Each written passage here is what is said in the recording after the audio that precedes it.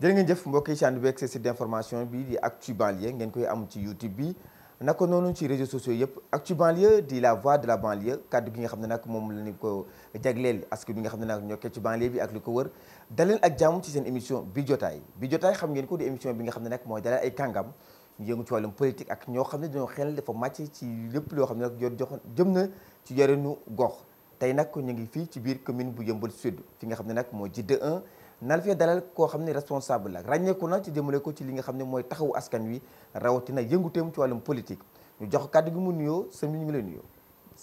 maa ngi lay fay Ibra Lo di nuyu waa Actu Banlieue yëpp di rafetlu seen teewaay. bala ñoo sori ci bu jotaay bi ñu xam ne leen kan mooy Momar Thiam nga seetaan yi nga xam ne mooy nataalam.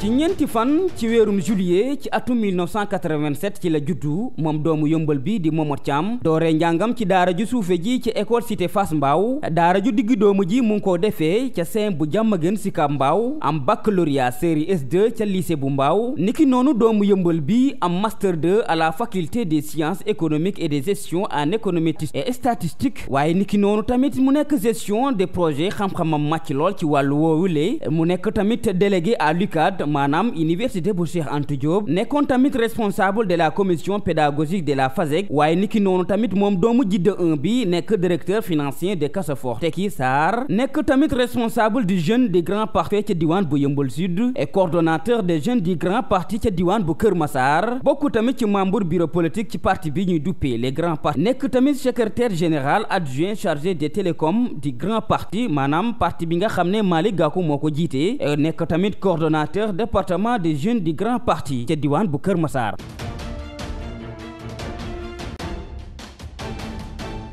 kii mooy Momar Thiam nekk koo xam ne nag mu ngi yëngu ci parti bi nga xam ne nag mooy grand parti waaye nekkoon ci parti AFP bu Moustapha Niasse naka noonu samp parti bi nga xam ne nag mooy grand parti fii ci nga xam ne mooy ci commune bi diwaan bi Yeumbeul Sud ak naka noonu si niveau national yor fi ay part de responsabilité ñu nar a waxtaan ak moom ci ay poñ yu am solo bokk na ci li nga xam ne mooy situation politique bu Yeumbeul Sud ak li nga xam ne nag moo jëmale ko ci départementalisation bi ossature bu bees bi nga xam ne indi na ko ci wàllum politique bi fii ci biir réew mi rawatina fi nga xam ne nag mooy gox bi nga xam ne fa lay yeewoo waaye dina wax tamit ci lépp loo xam ne jëm na ci wàllum ambition ci les élections locales yi nga xam ne moom lañ jëm ak ci poñ yu bari yoo xam ne dinañ ci waxtaan ak moom sëñ Momar ñu ngi lay nuyu di la dalal jàmm ci émission bi jotaay tey ñu waxtaan ci li nga xam ne mooy situation bi nga xam ci nga dëkk Djiddah 1 ci ñu ko xamul soo ko expliquer Djiddah 1 fan la féete ci biir commune bi Yeumbeul Sud.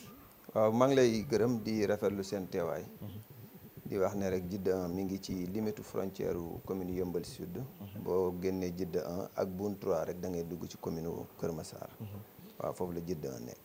tey Momar Thiam ñu la ràññewul dool ci li nga xam ne mooy jëm ci wàllum politique wala bokk ci yëngute yi nga xam ne moom nga ci dëgg-dëgg kan mooy Momar Thiam ci wàllum politique ak ci wàllum xam-xam bi nga xam ne yaa ngi ci yëngu. waaw maa ngi lay gërëmaat wax sa bopp nag dafa xaw a jafe. waaye Momar Thiam benn ndaw la buy liggéey ci administration dans le secteur privé di liggéey ci auto emploi nekk directeur financier bu fekkee ci wàllu politique man maay le secrétaire national adjoint chargé télécomu bureau grand parti bureau nationalu grand parti en même temps ma nekk le responsable des jeunes de Yeumbeul Sud nekk le responsable départemental des jeunes de Kër Massar nga bokk tamit ci précurseur yi nga xam ne mooy grand parti di parti bi nga xam ne nag Malick Gakou moo ko sanc boo samp ko ginnaaw bu ngeen génnee ci parti bi nga xam ne nag mooy parti alliance des forces de progrès di AFP samp gi ci Yeumbeul Sud naka la demee woon. waaw loolu moom damay sawar trop ci wax ci ndax man pratiquement mën naa wax ne man Malick Gakou laa commencé politique ndax man 2014 laa commencé politique bi may dugg ci politique chef de cabinet Malick Gakou moo ma dugal ci politique à l'époque Aba la tudd Ababacar Fall moo tax pratiquement biir AFP fekkeewu ma ci lu bari mais nag li ma dugal ci grand parti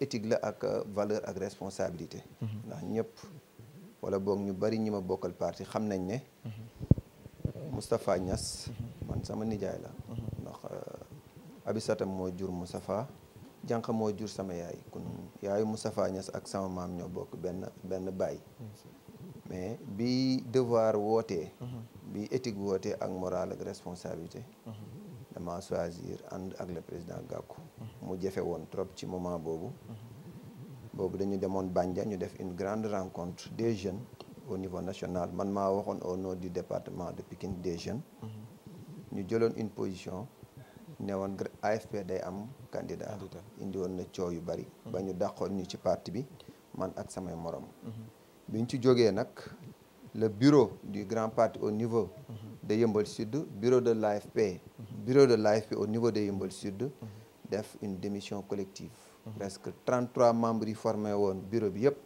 ñëpp démissionné boobu man maa jiite woon jeunes yi mais dama taxawul woon ci wàllu taxawuma ci politique dama ñëw rek ñu responsabiliser ma jiital ma ci ndaw ñi mais man Malick Gakou laa commencé politique andoo ci noonu lañ def nag taxawee ko di liggéey ba bés jot le président Malick Gakou jël téléphone am mu wool ñu boppam ne ma Momad Thiam du ma sañoon ndaw ñi nga xam ne ñoom la ñuy àndal ci wàllu liggéey bi yow nga bokk ci ñi ci jiitu ma nangul ko li ma ñaan mu ñëw fi ci ginnaaw ñaari yoon seet si ma fii biir Jidda ñuy waxtaan ci wàllu projet politique ak suñu avenir ak lépp loo xam ne dina defar suñu réew te dina defar suñuy gox 2014 ak léegi ay fan dem na ci ay at dem na ci biir yëmb fi nga xam ne foofu nga nekk lu bees amaat mooy départementalisation bu Kër Massar jël Yeumbeul Sud boole ko ci département bu bees bi changement am na yeneen ndomba tànk yu bees yoo xam ne soppi na ko ci wàllum doxalin wala ci fi nga xam ne fi nga nekkoon waaw loolu moom man du ma def lu dul rafetlu rek département wu Kër Massar bi ndax département bi daf ñu génnee ci 16 communes indi ñu ci 5 communes je rappelle que man maa doon coordonner toutes les rencontres bu jeunesse département Pikine mooy jeunesse su grand parti Pikine maa doon convoqué seen rencontre yëpp maa doon coordonner rencontre yi ak initiative yi léegi nag suite logique la rek bi ñu jógee ci loolu bi ñu defee le nouveau département ñu joxaat ma responsabilité ma jiite département Kër Massar au niveau des jeunes man jàpp naa ne daal département bi njëriñ la ci ñun parce que Pikine daf ñu sori woon ndax boo xoolee les 16 communes yëpp benn préfet lañu amoon benn préfet boo xoolee zone des Niayes bii xam ne léegi mooy le nouveau département mooy Yeumbeul Sud Yeumbeul Nord Malika Kër Massar ñoom ñëpp benn sous préfet lañ leen boole woon kon courrier administratif yi ñu doon bind ak cas yi ñu daan am au niveau des Niayes dafa daan poser problème pour mu mën a yegg ci autorité bi ndax xam nañ ne le préfet moo jiite département léegi kun sous préfet bi lañ doon mën di waxal balaa muy yegg ci préfet day jëfe léegi avec nos 5 communes nag léegi dañoo am préfet ba pare ñetti arrondissement bu nekk am sous préfet nga gis ne ñaari yëmbal yi bu ñu leen boolee ñoom dañoo am seen sous préfet bopp kon waxtaan bi dina gën a yomb suñuy jafe-jafe mu nekk ay avantage ci wàllum administration mais aussi ci wàllum politique aussi am na yeneen yaqital yoo xam am na ko ci lu bu gën ci yéen rawatina ci yow en tant que la personne de Momad waaw moo tax dama ne la ci début bi pratiquement ci wàllu politique changé wul ci samay responsabilité lu bari ndax dama ne la tantôt les 16 communes Pikine ci espace géographique changé yaa ngi nu Pikine léegi yaa ngi Kër Massar waaw dama ne par rapport ak politique sur les 16 communes yu Pikine composé woon man maa doon convoquer les rencontres kon bu ma ñëwee ñu nekk ci département boo xam ne 5 communes lañ ñu ma sant ma koy convoquer les jeunes pratiquement changé wul ci dara man concept bi mooy gën a yaatal mooy concept banlieue mooy au-delà du département de Kër Massar et de Pikine ñu allié ci département wu Rufisque mën a boole banlieue yëpp mu nekk une force boo xam ne dina doon doole boo xam ne jeunes yi ñu nekk au niveau de la banlieue dinañ mën a porter combat yi au niveau national pour que responsabilité yi ñuy xaar ci ñun ñu mën ko taxawee ndax objectifu politique mooy jëriñ sa gox jëriñ sa askan kon loolu nekk li nga xam ne ay ambition yoo xam dina jur dinañ si gën a duggaat waaye ñu wax ci gox bi nga xam ne moom nga nekk ràññeeku nga ci taxawu askan wi ci seen i jafe-jafe yi ci yitte yi gox bi waaye naka nga gisee dox gox bi ci nekkin naka la mel comme fi nga xam ne mooy Jidda 1 waaw Jidda 1 moom gox bu bëri ay jafe-jafe la ndax wax naa ko sànq ne ci frontière bi lañ situé ñun ak Boune 3 ñoo aligné te quartier yi nekk ci frontière communes yi d'habitude dañ leen di fàtte ci yu bëri dañuy enclavé wu léegi nag loolu entraîné na jafe-jafe yu bëri tantôt mën nañ wax problème mu inondation ba tey tàggoogul ak ñun ba nii bu tawee ñetti taw rek moto pompe yi dañuy obligé dañ koy taal pour nit ñi mën a sax dem julli di ko taw barke démb am naa njeexital. waaw day am njeexital. gis nga rek yàggul ma 1 mois organiser woon naa fi set setal bu mag.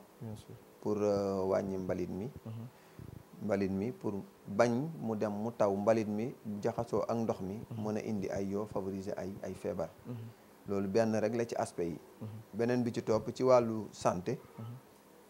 boo xoolee bu baax ñun case de santé lañ amoon léegi ñu am poste de santé. boo xoolee poste de santé bi boo demee xool ko après dinañ fa def visite. mais situation bi état bi mu nekk état bu doy waar la.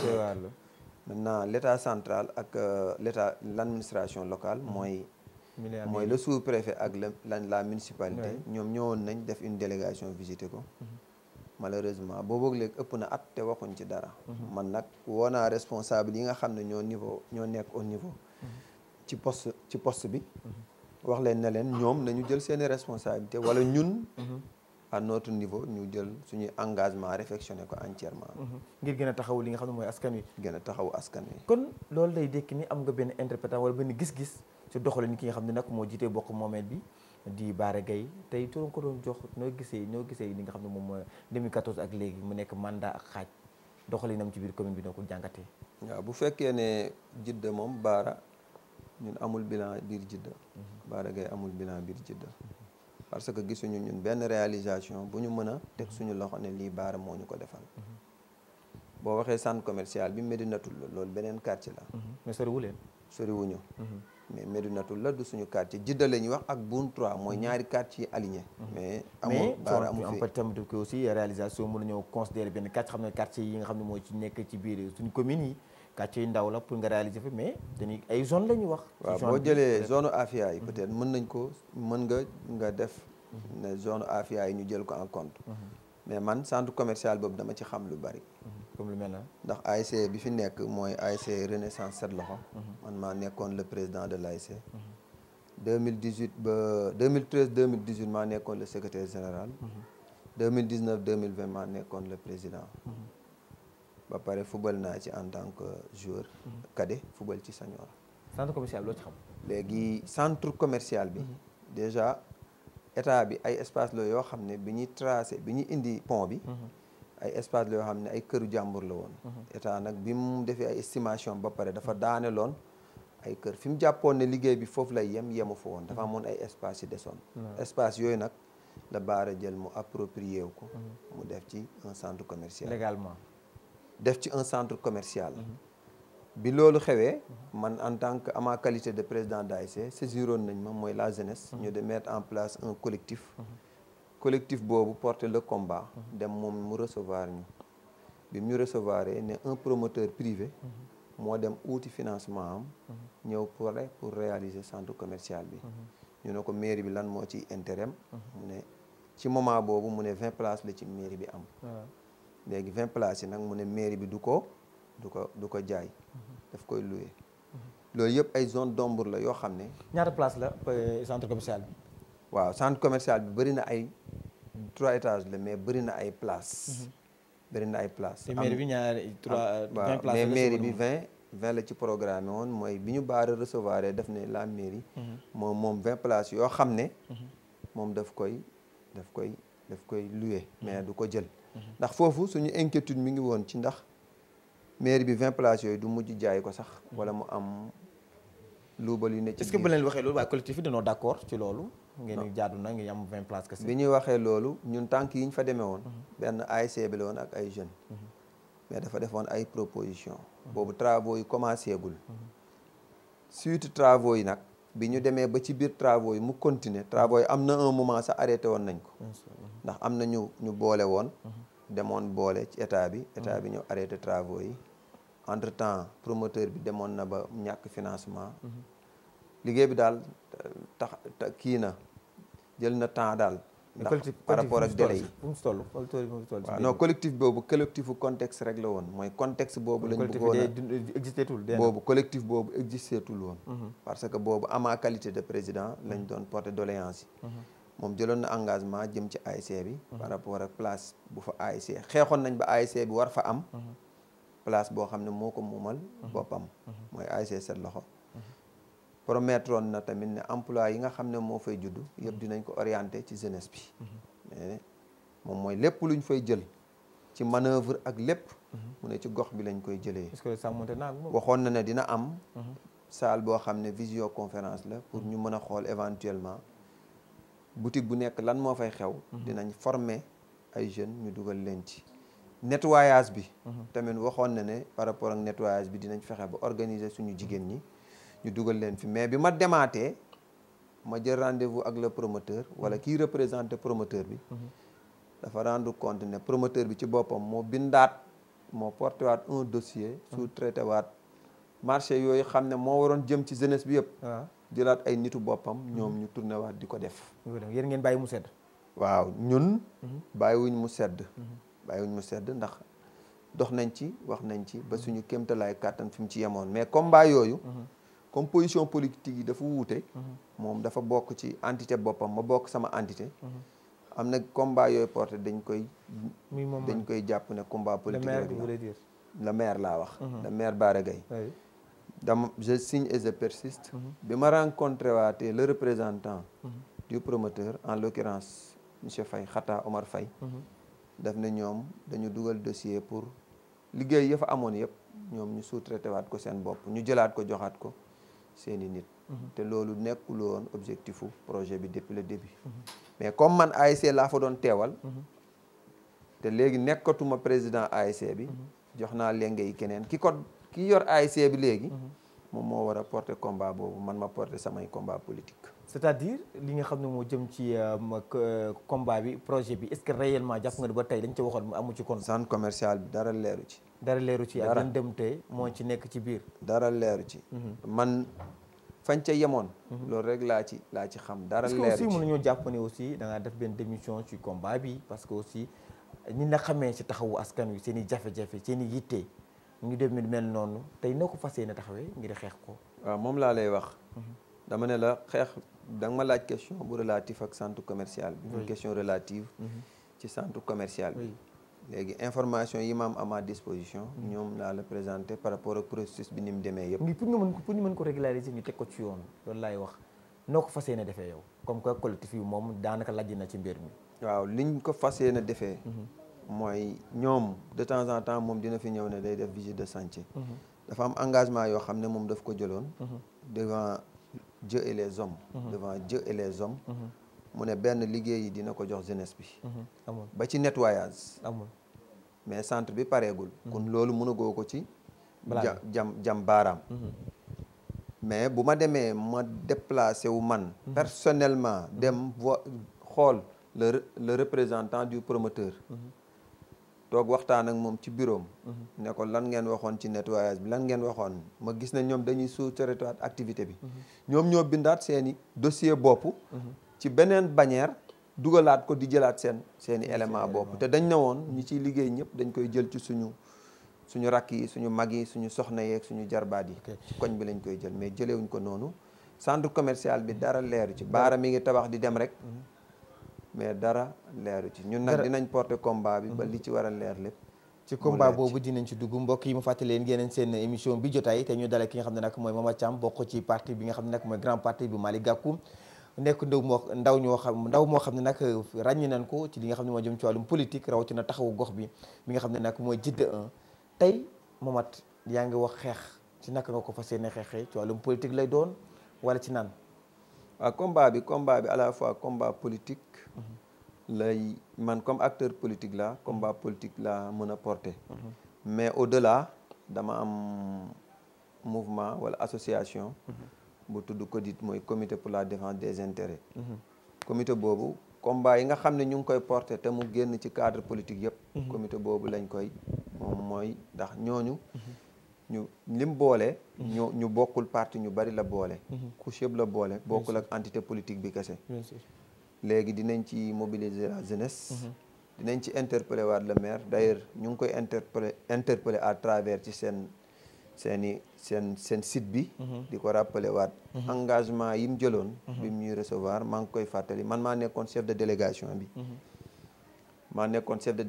bi man ak jeunes yi nga xam ne ñoo ko composé woon ak ñeneen ñu bokkoon ci yeneen cadre politique mais bi mu ñuy recevoir daf ñu recevoir woon par rapport ak centre commercial bi pour dalal ñu suñu xel. ba mu ñu waxee ñu noté la mu wax ne nañ comme liggéey yi soreegul woon nañu xaar mu dawal ñu xool. mais matul 2 mois bi ma demaatee seeti. représentant promoteur bi dama gis ne marché yi ñu waxoon ne yëpp dinañ ñu ko jox. yëpp dañ ko orienté waat ci seen bopp. ñu wax ci li gën a garaaw nag mooy man damay attirer sa attention ci 20 cantines yooyu ñuy wax ne mairie bee ko moom.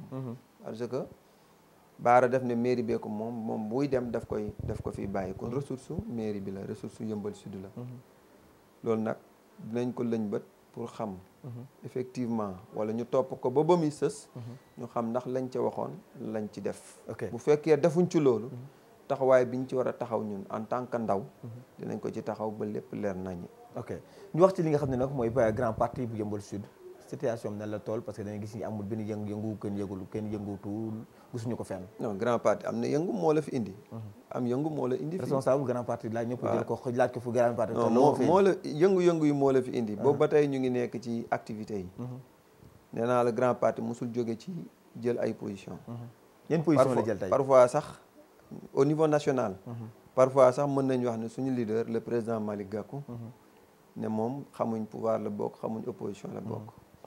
mais dañ ne ku ndóbin rey sa maam boo gisee lu ñuul da ngay daw président dafa jiite Manko Wattu Sénégal. jiite Manko Taxawu Sénégal mooy coalition yi nga xam ne diggante 2016 ba 2019 coalition yi am ci opposition bi yëpp moo ko jiite porté combat bi. lim ko indil mooy biñ demee ba ci élection présidentielle 2019. Macky Sall daf ko ragal mu fexe ba xañ ko parrainage am. kon nag président dafa changé mode bi nga xam ne moom lay jàkkaarloo ak Macky Sall ñun dañu gëm ne ñun ndaw grand parti ak ñi ne grand parti dañu gëm ne Sonko il est out ay dossier am pareegul. ndax dafa ne ci yoon di layoo. Khalifa Sall ak Karim Meïssa Wade ñoom ils ne sont pas éligibles. futur président Sénégal mooy la président Malick Gakou ñun loolu lañ gëm. mais boobu ki nga xam ne mooy njiitu réew mi dem na démb seeti ki nga xam ne mooy Khalifa Sall ñoo gis jàngatee visite boobu jaale ko. waaw bu fekkee nit ak nit moom visite bi dañ koy rafetlu. bu fekkee ne ma jóg rek ndax ñoom ñëpp ñoo bokk langue gi. politique am na adversité mais ku ci nekk da ngay defar. ñun ànduñu ci manière violente ak position violente ak guerre bi nekk. surtout ak violence nervi yeeg yooyu yëpp ñunu ànduñu ci. ñun jeune grand parti. ndax politique ku ci nekk da ngay seet noo xam ne noonu ngay defaree sa dëkk noonu ngay defaree sa gox. noonu ngay defaree sa gox ki nga xam ne nag mooy Momath Thiam mooy kàddu yi nga xam ne yëkkati na ko waaye Momath dañuy wax ci tey ba ci Yeumbeul Sud 2000 li nga xam ne moo jëm ci élection yi ñu ngi ko dëgmal 2022 bi dinañ si dugg ci élection locale yi. grand parti ne la ci taxawee. waaw grand parti dafay préparé wu. ngir dem ci élection yooyu. ci naka. ndax parti boo gis. objectif am mooy mu falu. te grand parti au niveau de Yeumbeul. amul dara lu muy ñeewee yeneen parti yi. ndax liñ soxla lépp ci ressource ak ci taxawaay. grand parti am na ko. grand parti day porter candidature. ci élection yi di ñëw local. si naka la koy porter. non grand aussi bu grand parti aussi est-ce que mën a am na fi responsable yu mag yu ñu fi mën a wax wala koo xam ne taxaw na pour porter les hauts le flambeau de grand parti aussi. waaw loolu laa lay wax. dama ne la man mii ndaw grand parti laa. te maa jiite jeune département bi. te gisuma fi benn candidat bu jiite département. gisuma ko fi. boo jëlee parti yi nekk Sénégal ñi ci jiite département yi ñi ci bëri dëkkuñu Yeumbeul. gisuma fi keneen de. maanaam ressource bi nga xam ne soxla nañ ko ak moyens yi ñu war a taxawee. ak mbooloo mi war a taxaw. ne yëpp ñu ngi xaar pour candidature grand parti. mais est-ce que am na mbooloo moo xam ne taxaw nañ ci gànnaaw sampi ndëndam ñu yóbbu ko ci mairie bi yaakaar ne am na fi. waaw loolu am na bu baax. man maa ngi lay annoncé d'ailleurs ne élection yii di ñëw man Momath Thiam candidat laa ci. candidat la à la municipalité de Yeumbeul Sud. photo yu baara bi laa bëgg. kon da ngaa bëgg a dëggal baara na jóg ma toog. kon daal da ngaa bëgg a dëggal li nga xam naa na ndaw ñi jël li nga xam ne ñooy mairie yi doo nga bëgg a dëggal. loolu laay dëggal léegi boo xoolee paradigme jeunesse dafa changé. bu njëkkoon jeunesse il faut nga dem ba yenn at yi pour nga am maturité. mais léegi boo xoolee jeunes yi man j'ai moins de 35 ans. te fa may liggéeyee lu mu dee jiite naa ñaar téeméeri nit. ci ñoo xam ne seeni at dem na ba ci 60 et quelques. nga gis ne jeunesse bi léegi dafa tendance yi dafa changé jeunesse yi léegi ay jeunes la yoo xam ne dañu pare ci seen wàllu ndax technologie yu bees yi ak mooy xarañ yu bees yi mooy def jeunesse bi am avantage par rapport ak yeneen génération yi tey jii amul lenn rek lu war a taxaw ci communes yi te amul ay ndaw yu pare pour jël ko en tout cas ñun au niveau du grand parti man Momath Thiam je suis dans les dispositions am nañ taxawaay bi war ak sañ-sañ bi war ak fulla ji war ak fayda ak moyens war pour jël mairie bi. Au sein du grand parti est-ce que jàpp nga ni en tant que coordonnateur des jeunes dina yomb tey ñi nga xam ñooy responsable yi ci biir parti bi yeneen responsable yi ñu porter sa candidature? waaw maa ngi lay remercier ci question boobu man ci politique xaaruma ci lu yomb mais biir grand parti ñun amuñu réeroo politique moom xaaruma ci lu yomb ndax politique boo ci duggee rek tàggoo nga ak lu yomb ndax ni ñu concevoir politique Sénégal ak ni politique demee moo tax ku ciy dugg da ngay xaar le pire. est-ce que jot ngeen si waxtaan ak ñoom? au niveau de Yeumbeul responsable yi fi nekk ñun ñëpp ñoo bokk ndey ñoo bokk baay benn lañu ñun ñoo bokk ndey ñoo bokk baay te jàpp naa ne sama candidature waxtaan naa ci ak ñoom am na ñu ma ci consulter mooy ñi ma jàppoon ne mën nañu yaakaar am taxawaay consulter naa leen demandé naa leen ñoom ñëpp ñu rallier ñu taxaw suñu ginnaaw jàppale ñu pour grand parti mën a prospérer ci élection yi. est-ce que amoo leen njàqare aussi à quelques jours mais à quelques mois des élections mu am ay démissionnaires ci biir parti bi ñu démissionné di dem ci yeneen i kii responsable yooyu aussi noonu la ko gisee est-ce que amul tiitaange aussi ci yéen? démissionné fan? ci grand parti di dem ci yeneen parti bi gis nañ fii récemment benn responsable démissionné na. non responsable bi ngay wax noonu. bi mu génnee ci parti bi yàgg na daf ko formaliser rek. daf ko formaliser ndax responsable boobu mosul benn yoon laa mës a toog réunion mu woote ko këram.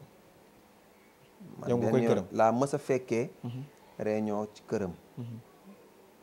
bi mu démissionné yàgg na ndax parrainage bi sax fekk ko fi woon. parrainage bi parrainewul ak ñun. depuis parrainage bi gis nga ni mu yàggee. amul benn parrainage bu mu joxe. ci wàllu parrainage amul. fan la nekkoon? non mi ngi fi woon mais peut-être dafa amuloon engagement wala lii la doon préparer rek. da doon préparer démission am kooku yàggoon na génn te doole bi en réalité nekkul ci moom. doole bi mi ngi ci ñi nga xam ne ñoo nekk ci parti bi boobu ba tey di ci liggéey. depuis 2015. bi parti bi sosoo ba tey. ndax liggéey bi jiitu na 2015 2014 la mais 2015 ba tey. ñi newoon ci parti bi au niveau de la commune de Yeumbeul Sud. ñu ngi ci liggéey bu baax a baax. di xaar fi ñu jëm ay résultats yu mag.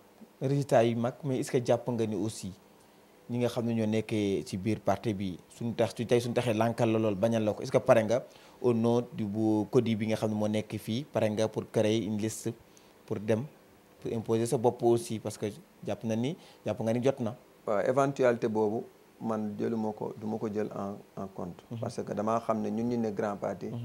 ñoo bokk benn position réeroo wuñu. man gëwuma sama candidature kenn ci biir grand parti di ko contester. man candidat opposition bi. laay présenté wu waaye du candidature grand parti.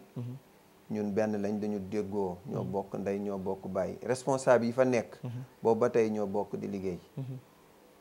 ki fa nekk ci wàllu famille 2014 ba tey ñoo bokk di liggéey juróom-ñetti at boo bokkee di ko liggéey ak ay nit. kooku amoo leen benn divergence. bien sûr man candidat opposition bi. loolu ci laay liggéey waaye du ay candidature grand parti. candidature opposition bi si nag suñu parti bi demee coalition en cas. waaw ndax kilifa yi ci kaw ñu ngi waxtaan. ñoom président Malick Gakou. est-ce que jàppoo leen ni candidat opposition bi su amee doo la ñàkk ndax ki fi nekk si opposition bi la nekk te forcément di ngeen dem allié wu ak moom. waaw man du ma dugg ci seen ñoom ci seen wàllu parti. mais li ma la mën a wax rek mooy. opposition bi laay wax. ma ne du ma dugg ci seen parti. ndax bu ma duggee seen parti rek dinaa tooñ ñoom am nañ seeni réalité bopp. mais opposition bi ñu ngi waxtaan ngir porter benn candidature. boobu ba le président Gakou lancé na. ban opposition nga wax parce que opposition Bara Gaye moo fi nekk. le président Gakou jiite ko mu nekk maire bi. Bara jiitewul opposition bi. mais si parti ci biir opposition bi la nekk. opposition Bara jiitewu ko parti am bu nekkee ci opposition bi Bara jiitewu kon ça veut dire que Bara su nekkee candidat de l'opposition yow doo ko suivre. waxuma loolu. loo wax. fi ñu toll laay wax. fi ñu toll mooy fan. fi ñu toll. mooy président Malick Gakou lancé na keroog bi mu demee Jandeer lancé na fa appel boobu li ko jur mooy bureau politique bi ñoo réunion ne ko président gis nañ ne opposition bi li leen mës a dajale lépp ci yow la jóge ndax égo yi ne ci diggante leader yi ku ci nekk dafa am respect bu mu la jox am fu mu la teg ndax ñëpp xam nañ ne président Malick Gakou amul frontière ci kenn ci leader opposition yi ñun ñoo ko chargé na def appel dajale opposition bi yëpp ñu liggéey ci benn cadre bu mag boo xam ne dinañ mën a duma pouvoir bi ay duma yu leer nañ ndax ñun entre opposition ku ci nekk mën na am ambition am mooy man mën naa am ambition pour jiite mairie ba mais taxul man ak Bara ñu am ay contradictions yu majeures mën naa uuteeg moom ci liggéeyam ak ni muy liggéeyee mairie bi ak ni mu koy doxalee ak ay projet am pour proposer nag lu gën proposer lu gën moom li mu teg ci taabal kon mën nañoo xaar en 2022 janvier yow nga soutenir candidature Bara man Bara Gaye soutenir ma lay xaaruma man ma soutenir Bara Gaye mais bu dee xoolee coalition opposition parce que aussi moom mënut a nekk adversaire opposition parce que aussi il est dans l'opposition aussi adversaire pouvoir bi la mën a doon waaw li ma la wax dama ne la opposition bi ñu ngi waxtaan ci waxtaan yooyu man waxuma waxu candidature grand parti mais dama ne opposition bi laay liggéey di woo responsable yi nekk ci opposition bi di waxtaan ak ñoom mooy yeneen parti yëpp maa ngi leen di woo man comme ni ko sama leader defee niveau national di woo leader yi pour ñu mettre en place une large coalition man noonu laay woowee yeneen responsable yi nekk au niveau de Yeumbeul pour ñun ñëpp ñu dajaloo ci cadre bu large waaye loolu bu dajee man damaa am yéene jiite ko ndax jàpp naa ne taxawaay bi ak gëm-gëm bi ak mën-mën bi yëpp a ngi fi ñu ngi fi ngir nga déboulonné ne ki nga xam ne nag mooy Bara Gaye ci siège bi nga xam ne moom la toog nga ñëw toog fa